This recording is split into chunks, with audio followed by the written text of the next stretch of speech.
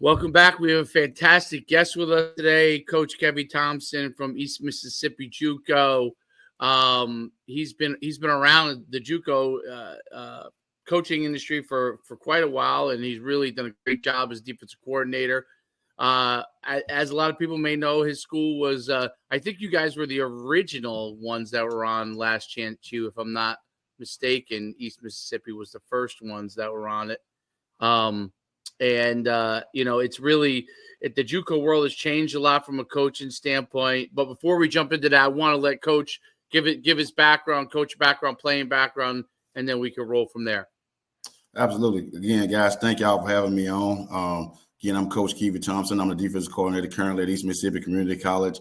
A little bit about my background. I'm from a town called Raleigh, Mississippi. It's a small rural area. A lot of people may know it. Dante Moncrief kind of put us on the map a little bit. Went to Ole Miss, got drafted by the Indianapolis Colts. So that's a small town where I'm from. After that, I went to Jones Junior College. So I actually played in the junior college rankings myself. I played at Jones Junior College for 2 years. And after that, I went to Southern Miss, where I played for head coach Larry Fedora. My DB coach was Tavares Robinson, who's now at University of Georgia.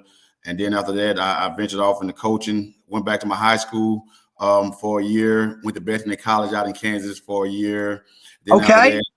Yeah, you know a little bit about Bethany little NAIA action out there in the middle of Kansas. I know it well. Absolutely. And so after Bethany College, I came back home and came to a couple high schools in the state of Mississippi, like the likes of Madison Central, Starkville High School, Willie Gay, A.J. Brown, all those guys played at. And then after that, I went to Hines Community College, then kind of ventured off to West Alabama, and now I'm currently at East Mississippi. So that's a little bit about my coaching background. It's great background. Well, you've been in a lot of different places, and the JUCO game has certainly changed a lot since you probably began there. And talk a little bit about some of the things that have changed over the years in junior college. At one time, junior college was really the place that a lot of colleges were getting a lot of great players. If a guy, needed to get a little help education wise, or he's a player that needs to develop, those kind of things. The transfer portal has changed a lot of those kind of things. Talk a little bit about, kind of how the JUCO world's been evolving. I think it's the most obvious thing is, now it's a lot easier for kids to get, eligible to play as opposed to like it was back in the day. Also, like you said, the most obvious thing is also the transfer portal, where you used to would be able to get the trickle down effect. As soon as a kid wasn't eligible or something happened at another school, JUCO was the first thing that they went to. But now with the transfer portal, you don't quite get those, DJ Jones and those type of kids anymore at the East Mississippi. But you still, like I said, it's still a great quality brand of football. But I think the biggest change has been obviously the kids can get eligible a lot easier now, and also the obvious with the transfer portal. Yeah, it's a huge impact, and it's impacted obviously high school tremendously too, in a similar fashion, in the sense that things kind of trickle down, and players transfer laterally, which could affect players that might come out, as well as transferring down.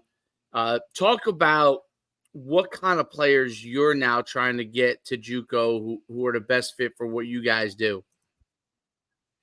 With us I think one thing that helped us out a little bit, though, is going from having the 8 out-of-staters to the 15 out-of-staters. I think that kind of helped out in some senses. In some senses, especially when you're trying to compete on a national level. Right. I think it helped out in a major way, with some of the schools having virtually unlimited out-of-staters, and so they can pretty much go cherry pick from wherever they want to. But the quality of players, to answer the question directly, that we're looking for is that we're trying to compete for a national championship each and every year. So we're trying to get the best available 4-star kid that may have a grade issue or something like that, or the best available 3-star kid, or the best available kid that could come in and help us win a championship. So that's still the thing, and the brand that we're looking for is the best player that can come in and help us win a national championship.